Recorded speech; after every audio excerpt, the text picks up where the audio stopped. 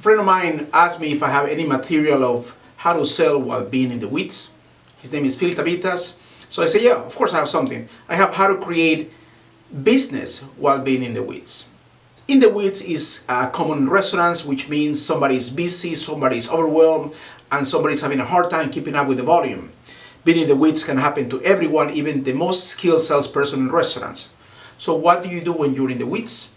You ask for help, you try to keep up with the volume of business, or you can also foster a repeat clientele while you're in the weeds. This is what this video is about, how to foster a repeat clientele when you are in the weeds.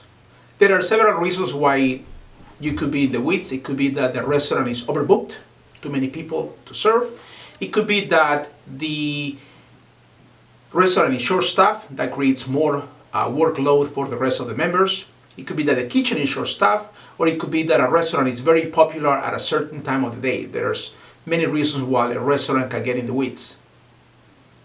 One of the former restaurants that I used to work a few years ago was a high-volume restaurant. It was part of a big restaurant group, which they had been in business for decades. So they knew what they were doing. This restaurant pretty much it ran on its own. If you are working on a high-volume restaurant, you're going to realize that at a place like this, things pretty much sell by itself.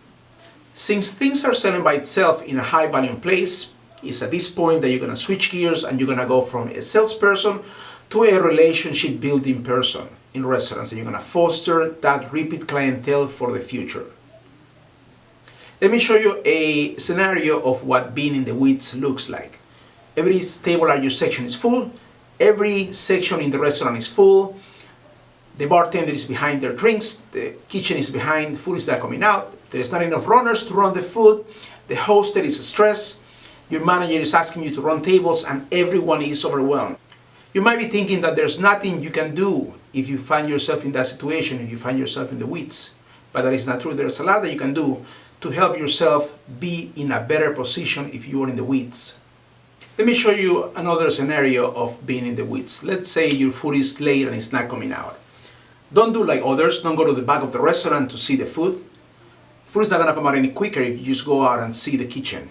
What you need to do is you need to go out and you must talk to people. You must acknowledge them. You must let them know that you are aware the food is late and you need to talk to them. After you apologize to them, you're going to find out if there's a special occasion going on tonight, if they're going out after dinner, if they're going out to a place, to a show. You're going to find out maybe if there's an anniversary. You're going to find out if there's a birthday. And of course, most important, you're going to find out whose birthday is next. There's always a person who's going to have a birthday next week or next month. This is an opportunity that you're opening so you can invite them back. Hey, it's your birthday next month. How about you join us again next month to celebrate your birthday with your family and friends?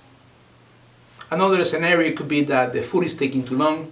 If you are at a big place, at a high volume place, usually these places have a budget to spend for drinks or food for the guests in order to mitigate the overbooking consequences. If this is the case, if you are in one of those high volume restaurants, of course you're going to offer them a round of drinks for free. But when you offer those drinks, don't tell them that this is on the restaurant. You have to tell them that this is on you. Let the restaurant pay for it.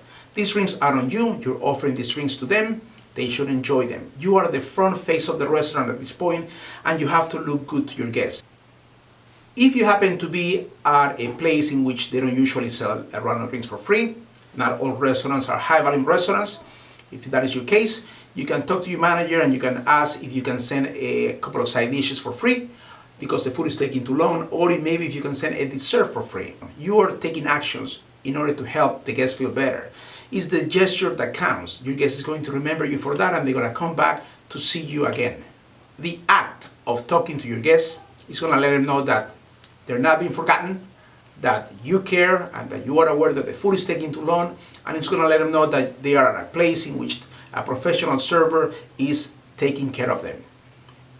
This is how you create a repeat business while you are in the weeds. These videos are for you. If you're a new restaurant server, check them out on how to create a repeat clientele and how to sell in restaurants. And if you're a new restaurant owner, have your employees check these videos out. Please reach out, put a comment, and let's share what we know about this great industry of restaurants.